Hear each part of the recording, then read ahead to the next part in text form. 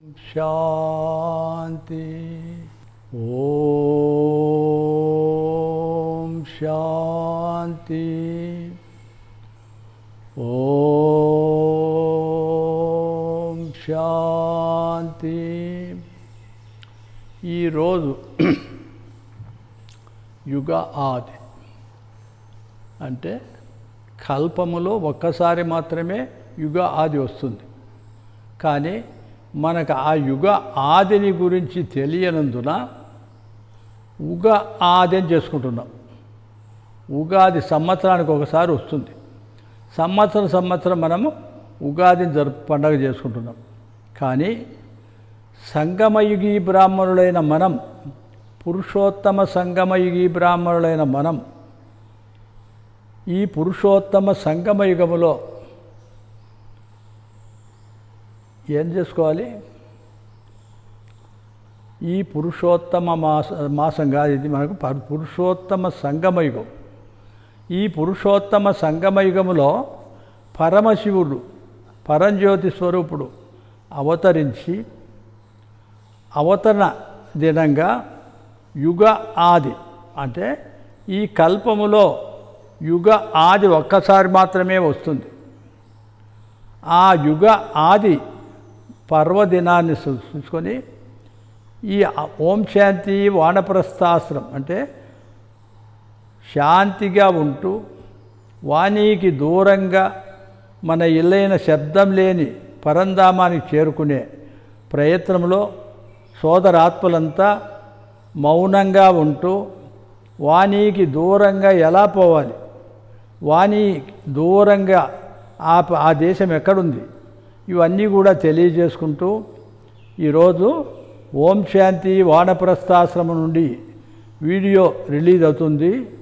అందరూ సహృదయంతో సహకరించి సంపన్నంగా చేసుకుంటూ సంపన్నంగా ఏ భాగ్యాన్ని జమ చేసుకోవాలి.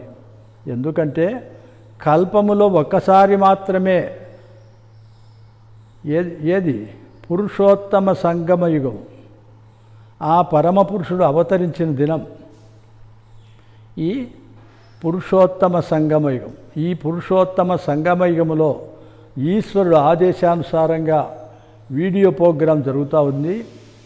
ఈ వీడియోను సోదరాత్మలంతా సహృదయముతో స్వీకరించి సంతోషించి సోదరాత్మలకు అందజేయాలి.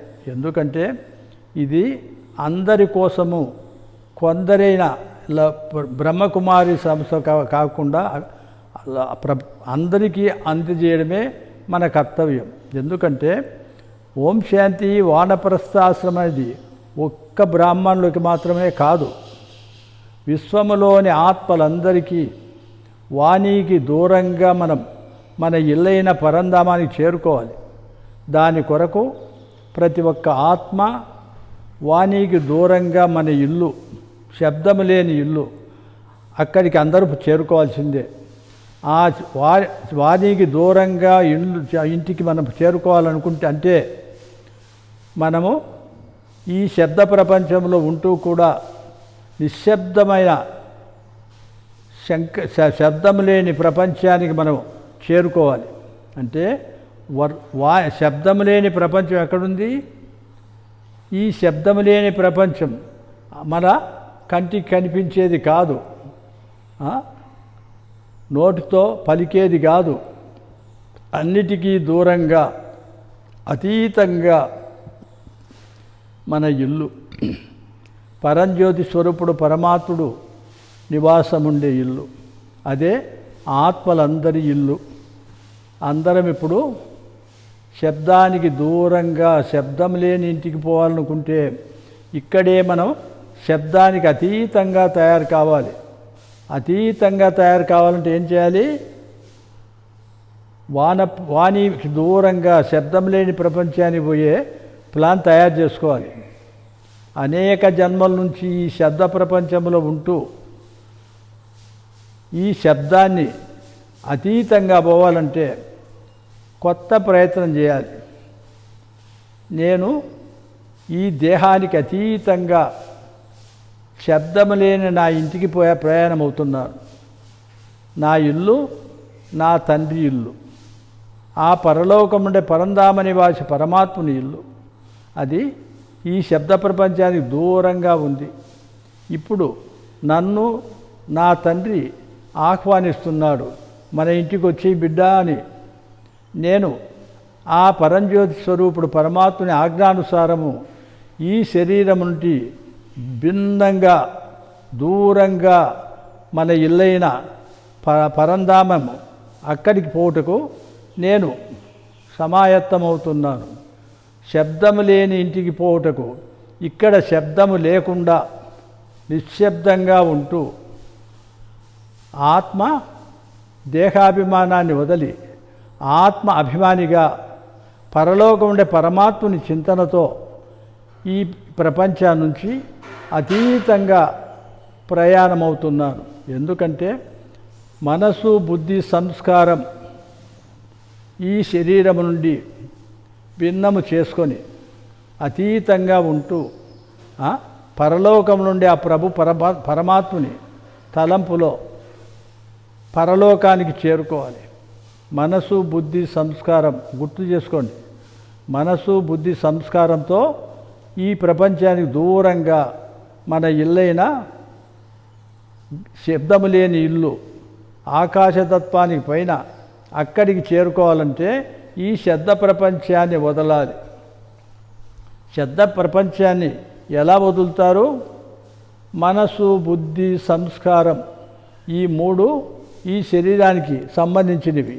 వీటిని భిన్నంగా తయారు చేసుకొని ఈ శరీరము నేను కాదు, ఈ శరీరములో నివాసం ఉంటున్న పరలోకముండే పరమాత్ముని సంతానాన్ని. ఈ పరలోకములో నేను ప్రయాణమవుతున్నాను. అక్కడి నుండే ఇక్కడికి వచ్చాను. ఇక్కడ నుండి తిరిగి మళ్ళీ అక్కడికి వెళ్ళాలి.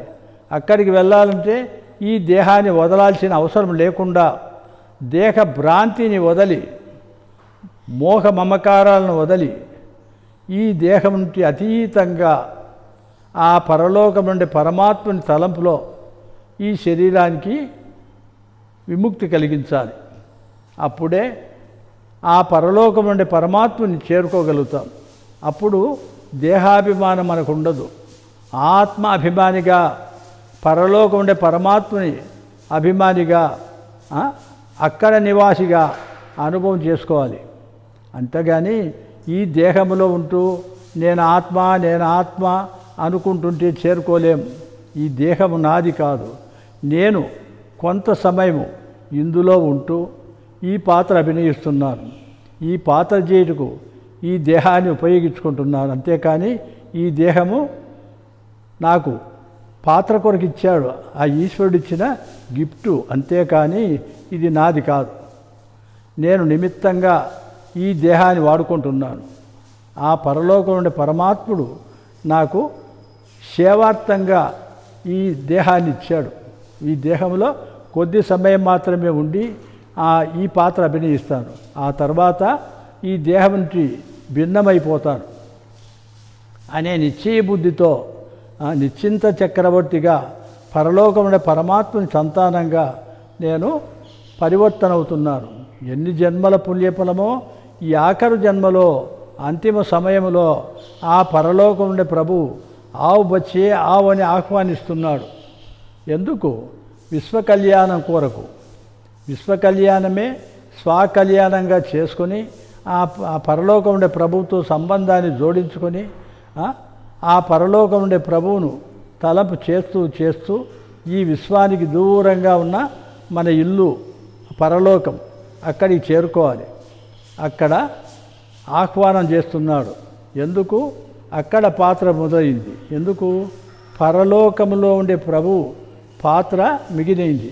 అక్కడ ఉంటూ కూడా ఈ సాకార లోకాన్ని గుర్తు చేసుకోకుండా సాకార వాసులుగా కాకుండా పరలోకవాసులుగా పాత్ర అభినయించాలి. నేను ఈ శరీరానికి అతీతంగా ఆత్మనైన నేను ఎన్ని జన్మల పుణ్యఫలమో ఈ ఆఖరి జన్మలో నాకు లభించింది. ఆ పరలోకముండే పరంజ్యోతి స్వరూపుడు పరమాత్ముడు నన్ను ఆహ్వానిస్తున్నాడు. ఈ దేహాన్ని నుంచి భిన్నమై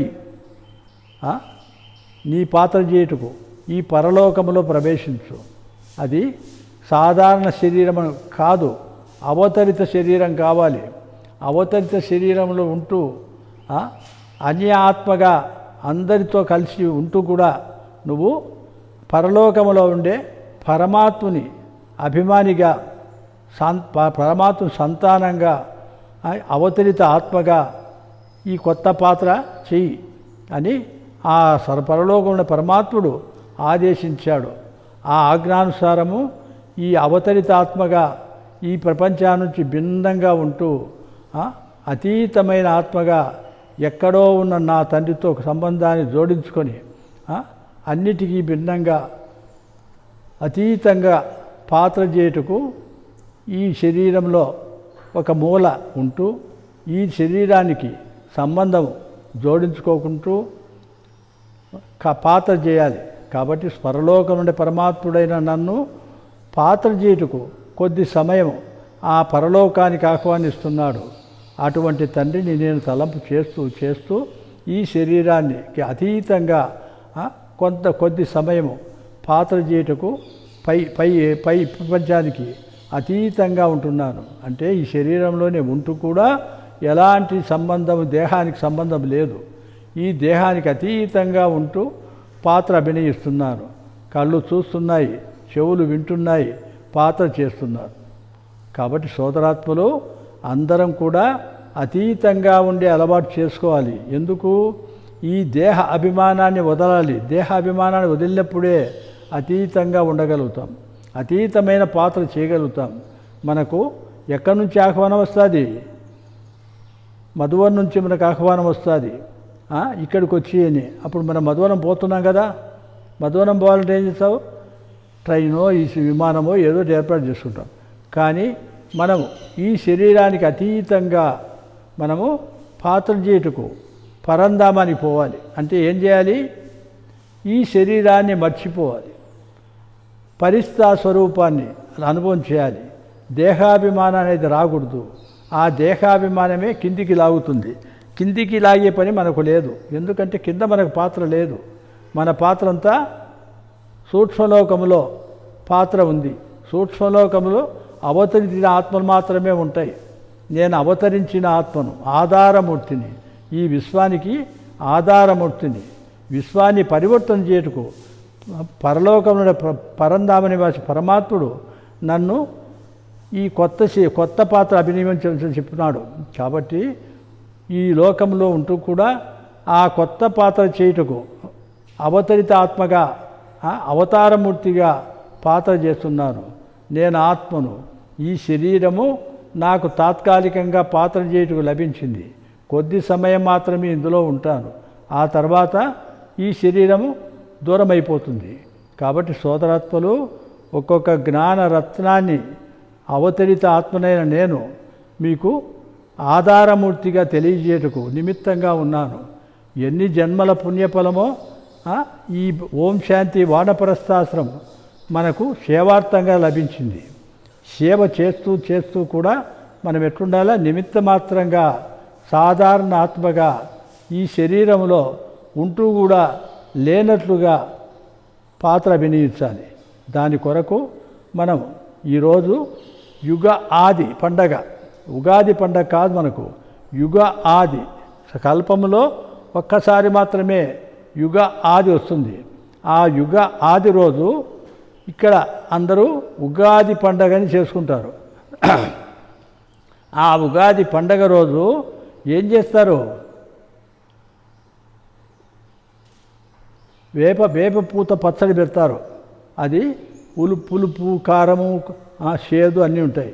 అంటే జీవితంలో అన్ని కష్టాలను అనుభవిస్తూ కూడా నీవు నిమిత్తంగా ఈ భూమిపైన పాత్ర చేయుటకు వచ్చిన అవతరిత ఆత్మగా పాత్ర చేయమంటున్నాడు. కాబట్టి సోదరాత్మలు ఈ భూమిపైన పాత్ర చేయుటకు కొద్ది సమయము ఈ శరీరంలో ఉంటూ ఈ దేహాన్ని నడిపిస్తున్నాను. ఈ దేహము నాకు పాత్ర చేయుటకు లభించింది. దాన్ని ఈ నా దేహం నాది సొంతమేం కాదు. ఇది సొంత దేహము ఎప్పుడో పోయింది. ఇప్పుడు అనేక జన్మల తర్వాత ఇది అవతరిత జన్మ. కాబట్టి సోదరాత్మలు పరంజ్యోతి స్వరూపుడు పరమాత్ముడు రకరకాల పాత్ర చేయించుటకు ఈ పాత శరీరాన్ని వాడుకుంటున్నాడు. ఇప్పుడు ఎన్ని జన్మలైనాయి అది ఆయనకు తెలుసు. ఆయన ఆదేశిస్తున్నాడు, నువ్వు పాత్ర చేయి, నీకు జన్మల గురించి అవసరం లేదు, నీవు ఈ భూమిపైన పాత్ర చేయటకు అవతరించావు, ఈ పాత్ర నీ పాత్ర నువ్వు చెయ్యి. ఈరోజు ఉగాది పండగ అందరూ చేసుకుంటున్నారు. నువ్వు యుగ ఆది పండగను గురించి, ఆదిదేవుడైన పరంజ్యోతి స్వరూపుడు పరమాత్ముని గురించి ఈ అవతరిత భూమిలో అంటే వాణికి దూరంగా పరంధామానికి చేరుకునే అవతరిత భూమి వానప్రస్థాశ్రమం, వాణికి దూరంగా దాంట్లోనే ఉంది. వాణికి దూరంగా మన ఇల్లైన పరంధామానికి చేరుకునే మార్గాన్ని తెలుసుకుంటే వాణికి దూరంగా వానప్రస్థం అంటే ఈ శబ్ద ప్రపంచానికి అతీతంగా మన ఇంటికి పోయే శబ్ద ప్రపంచం, శబ్దం లేని ఆకార ప్రపంచం. ఆకార ప్రపంచానికి వెళ్ళేందుకు సాకారంలోనే ఉంటూ సాకారాన్ని అనుభవం చేసుకుంటూ ఆకారంలో అవతరించి ఆకారంలో పాత్ర చేయుటకు ఈ భూమిని వాడుకుంటున్నాం, ఈ శరీరాన్ని కూడా వాడుకుంటున్నాం. ఈ జన్మ ఆఖరి జన్మ, అంతిమ జన్మ. కాబట్టి ఈ అంతిమ జన్మలో రకరకాల పాత్రలు అభినయించాల్సి ఉంటుంది. అందరికీ కూడా పాత్ర చేయుటకు అవకాశం ఉంది.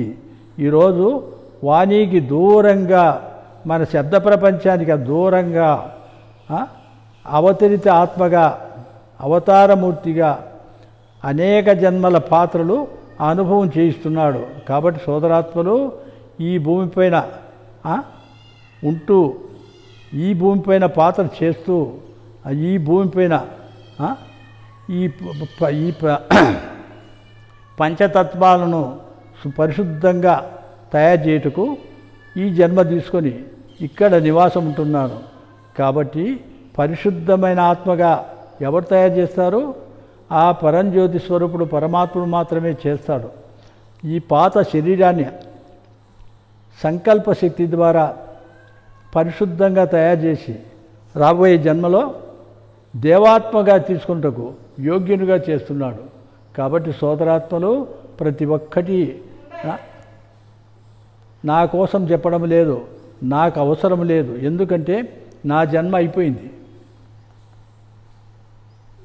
ఏమా చెప్తావా?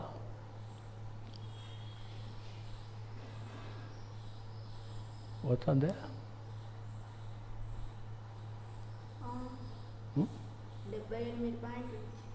ఇంత 79 ఆపేయమంటావా? చెప్పాలా సాలియాలా? ఓం శాంతి అంటే నేను ఆత్మ, నా స్వధర్మము శాంతి. కాబట్టి శాంతి స్వరూపాత్మగా ఈ ఆదేశాన్ని సందేశాన్ని తెలియజేస్తున్నారు. ఓం శాంతి.